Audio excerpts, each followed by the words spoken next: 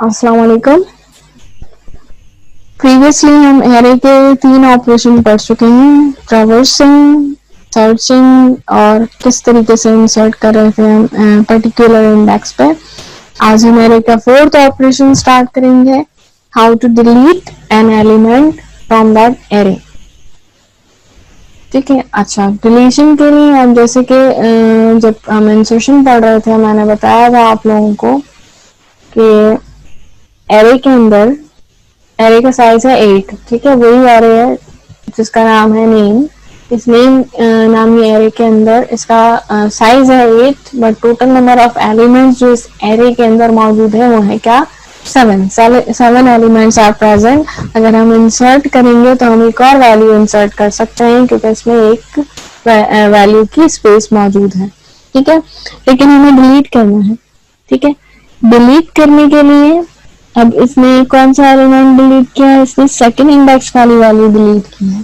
ठीक है, अब सेकंड इंडेक्स वाली वैल्यू अगर डिलीट होगी, लेट्स सपोज सेकंड इंडेक्स पे क्या वैल्यू है हमारे पास, सेकंड इंडेक्स पे है डेविस को अगर हम डिलीट करते हैं तो यहाँ क्या बचती है, यहाँ बचती है एक स्पेस। ठीक है, डेविस यहाँ है नहीं, बट सेकंड इंडेक्स पे कोई वैल्यू नहीं है।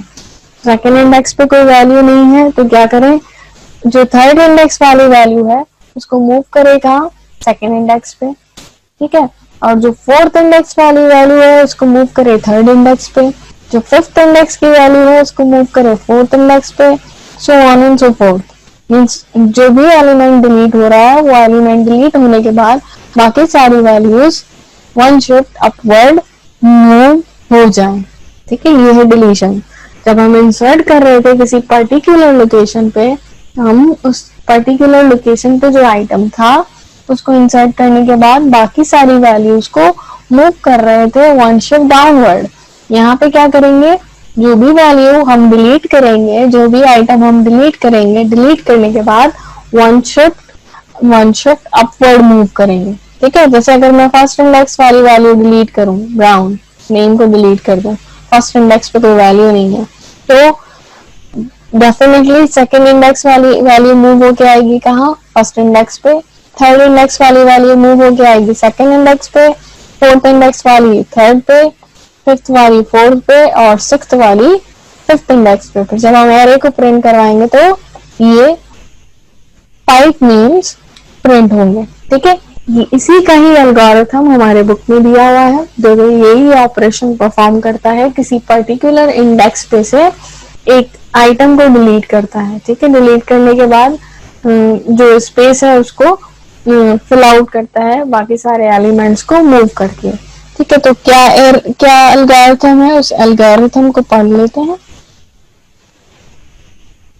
अगेन जो एरे लिया है उसका नाम है लीनियर एरे। ठीक है, लीनियर एरे है। अच्छा, एक चीज और आपसे पूछनी है मुझे, जब हम इंसर्शन पढ़ रहे थे, इंसर्शन जब हम पढ़ रहे थे तो मैंने कहा था कि अगर कंप्लीटली फिल्ड हो जाएगा तो हम न्यू एलिमेंट इसके अंदर इंसर्ट नहीं कर सकते। ठीक है, इसी तरीके से अगर एरे का साइज, एरे के अंदर कोई एलिमेंट मौजूद ही नहीं है, ठीक है, सपोज ये एरे है, ये लीनियर एरे है, इसके अंदर जितने भी एलिमेंट्स है वो वन वन करके सारे डिलीट कर दिए, तो जीरो इंडेक्स पे कोई वैल्यू नहीं बची। तो जब वैल्यू कोई भी नहीं है इस एरे के अंदर, अगेन अगर हम डिलीट ऑपरेशन परफॉर्म करेंगे तो क्या प्रिंट करना चाहिए इसको, तो ये प्रिंट करेगा definitely there is no item in the array to delete, underflow print करेगा। ठीक है, we can not delete further item from this array. ठीक है, जब आप इसको कंप्लीट प्रोग्राम बनाओगे, जैसे मैंने आप लोगों को कहा था, उसके अंदर आप इस डिलीट का फंक्शन बनाओगे और सिंपल इंडेक्स नंबर उसको दोगे। ठीक है, उस पर्टिकुलर इंडेक्स पे से आइटम डिलीट हो जाएगा, बाकी एल्गोरिथम इम्प्लीमेंट होगा जो हम अभी पढ़ने वाले हैं। क्या है जो एल्गोरिथम, क्या है, सिंपल एल्गोरिथम है, हमारे पास 4 स्टेप्स हैं, इन 4 स्टेप को देख लेते हैं क्या है। सबसे पहले कह रहा है, अच्छा के वो इंडेक्स है जहां से आइटम हमारा डिलीट होगा। ठीक है, लीनियर एरे ले ली हमने। ठीक है, इस एरे के अंदर वैल्यूज दे दी, कितनी वैल्यूज हैं, 0 1 2 3 4 5 6 7, टोटल 8 वैल्यूज आर देयर। ठीक है, इन 8 वैल्यूज में वैल्यू 3 सेट कर देते हैं। 1 2 3 4 8 9, ठीक है। फिफ्थ इंडेक्स तक वैल्यूज इसके अंदर मौजूद है। मैंने कहा मुझे जो थर्ड इंडेक्स पे सॉरी सेकंड इंडेक्स पे वैल्यू है उसको डिलीट करना है, 3 को डिलीट करना है, ठीक। तो 3 को डिलीट करने के लिए जो एल्गोरिथम है उसको इम्प्लीमेंट करते हैं। सबसे पहले कह रहा है कि भाई फ्यूचर में अगर कोई वैल्यू हम डिलीट कर रहे हैं उसको सेव कर लो, हो सकता है हमें दोबारा यूज करनी हो, ठीक। वो कहाँ सेव कर रहा है, वो एक वेरिएबल बनाया हुआ है आइटम, आइटम के अंदर वो वैल्यू सेव कर रहा है। पहली चीज के की वैल्यू, यहाँ पे सारी वैल्यू सेट कर देते हैं, ये हो गया हमारा लीनियर एरे, ठीक है। जिस इंडेक्स पे से हमें वैल्यू डिलीट करनी है वो इंडेक्स नंबर क्या है, 2, ठीक है। के क्या है, वो इंडेक्स जिस पे से हमें वैल्यू डिलीट करनी है, क्या है के की वैल्यू 2, तो सेकंड इंडेक्स पे जो वैल्यू है वो डिलीट करनी है। सबसे पहले उस वैल्यू को सेव कर रहा है एक वेरिएबल के अंदर कि हो सकता है फ्यूचर में कभी वो वैल्यू दोबारा से यूज करनी पड़े, ठीक है। तो आइटम नाम का एक वेरिएबल बनाया है इसने, एल्गोरिथम के अंदर आइटम नाम का वेरिएबल है जिसमें क्या स्टोर कर रहा है, जो एलए के पे पड़ा है, के की वैल्यू है 2, सेकंड इंडेक्स पे क्या वैल्यू है 3, तो आइटम में इसने स्टोर करवा दिया 3। इन फ्यूचर के अगर हो सकता है दोबारा से हमें ये वैल्यू यूज करनी पड़े, अभी तो डिलीट हो जाएगी, तो डिलीट करने से पहले इसको सेव कर लेते हैं किसी वेरिएबल के अंदर, ठीक है। अब ये वैल्यू सेव हो गई आइटम के अंदर, क्या वैल्यू सेव हो गई 3, 3 has been stored in item. Okay, now step 2 and step 3, repeat for loop, यहाँ पे for loop लगा हुआ है, ठीक है। repeat for loop कहाँ से कहाँ तक चले, for loop में काउंटर वेरिएबल क्या लिया है, j, ठीक है। for loop में काउंटर वेरिएबल लिया है j, क्या कह रहा है भाई, repeat for j is equals to k to n minus 1, j की वैल्यू को असाइन कर रहा है सबसे पहले किससे, k की वैल्यू से, j को इसने सेट किया किसके इक्वल किया 2 के, कब तक चलेगा, जब तक j किसके इक्वल नहीं हो जाता n माइनस 1 के, तब तक j is less or equal to n minus 1, जब तक j n minus 1 के इक्वल नहीं हो जाता तब तक ये फॉर लूप चलता रहे, ठीक है। और यहाँ क्या हो, j में इंक्रीमेंट हो ये प्लस प्लस, फॉर लूप इसी तरीके से इंप्लीमेंट होता है ना, फॉर लूप में 3 पार्ट होता है, initialization, condition and then increment. Okay, अब this statement is saying move j plus 1 element upward, ठीक है। वो एलिमेंट हमें डिलीट करना है, ठीक है। तो अब j प्लस 1 एलिमेंट को हम सेट करेंगे, ऊपर लेके जाएंगे, ठीक है। j में क्या पड़ा है, j में पड़ा है 2, सेकंड इंडेक्स वैल्यू हमें डिलीट करनी है, ठीक है।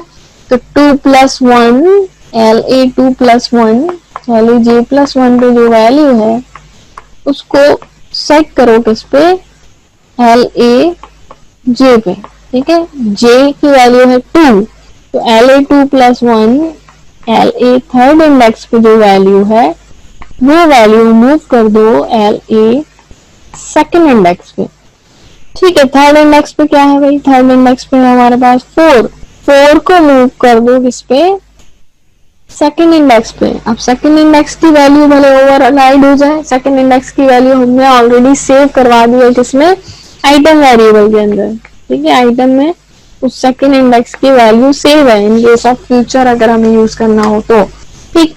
अब LA j प्लस 1 LA3 वाली वैल्यू मूव कहाँ हो गई, LA2 पे, LA2 पे क्या वैल्यू आ गई, जो LA3 पे वैल्यू है दैट इज 4, ठीक।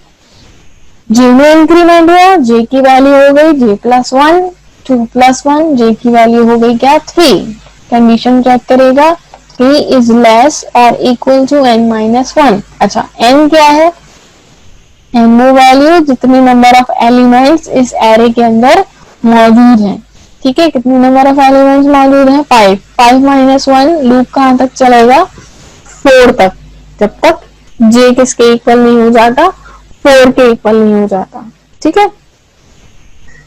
j की वैल्यू अभी हुई 3 इज लेस और equal to 4, yes 3 is less than 4, दोबारा फॉर लूप की बॉडी एग्जीक्यूट होगी। फॉर लूप की बॉडी में क्या कह रहा है, j+1 पे जो वैल्यू है उसको मूव करवा दो किस पे, laj पे। ठीक है, j की वैल्यू है 3, 3+1 इज फोर्थ इंडेक्स पे जो वैल्यू है उसको थर्ड इंडेक्स पे ले आओ। फोर्थ इंडेक्स पे क्या है 8, 8 को मूव कर दो किस पे, थर्ड इंडेक्स पे। ठीक है, तो 8 को मूव कर दिया हमने थर्ड इंडेक्स पे। ठीक, अब j में इंक्रीमेंट हुआ, j की वैल्यू क्या हो गई, अगेन 1 प्लस हो गया, 3+1 इज नाउ 4, j की वैल्यू हो गई 4।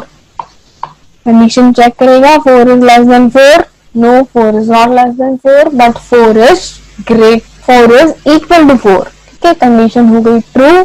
ट्रू होने की सूरत में फॉर की बॉडी एग्जीक्यूट होगी। फॉर की बॉडी में क्या हो रहा है, laj+1 पे जो वैल्यू है उसको मूव करवा दो किस पे, laj पे। j की वैल्यू है 4, 4+1 इज नाउ 5। फिफ्थ इंडेक्स पे जो वैल्यू है LA5 पे जो वैल्यू है उसको मूव करवा दो LA फोर्थ पे। ठीक है, LA5 पे क्या है 9, 9 को मूव करवा दो किस पे, 4 पे। ठीक है, 9 हैज बीन मूव टू 4। ठीक है, J में इंक्रीमेंट हुआ, J की वैल्यू हो गई J++, 4+1, J की वैल्यू हो गई 5। कंडीशन चेक करेगा, 5 is less or equal to 4, no 5 is not less than 4 और neither 5 is equal to 4। Condition हो गई false। कंडीशन false होने की सूरत में for loop टर्मिनेट हो गया। for loop टर्मिनेट होने के बाद स्टेप नंबर 3, स्टेप नंबर 3 क्या कह रहा है, should I remove all this? Okay, step number 3 कह रहा है कि भाई अब n की वैल्यू में डिक्रीमेंट करो। एक आइटम डिलीट हो गया, एक आइटम डिलीट होने के बाद n को सेट करो। अब n की वैल्यू क्या थी, पहले n की वैल्यू थी हमारे पास 4, n की वैल्यू थी 5, 5 में डिक्रीमेंट होके अब क्या हो गया, n हमारा 5 - 1, n हो गया हमारा 4। ठीक है, एंड देन एग्जिट। ये 5 यहाँ पे मौजूद है, इस फिफ्थ इंडेक्स पे जो वैल्यू है यहाँ पे मौजूद होगी, लेकिन हमने एरे का साइज रिड्यूस करके क्या कर दिया 4। ठीक है, ये एरे का साइज हो गया। क्लियर है? इस एल्गोरिथम का फ्लो चार्ट आप लोग बनाएंगे, मैंने नहीं बनाया, ना मैं बनाऊंगी, ये आप लोगों का असाइनमेंट है।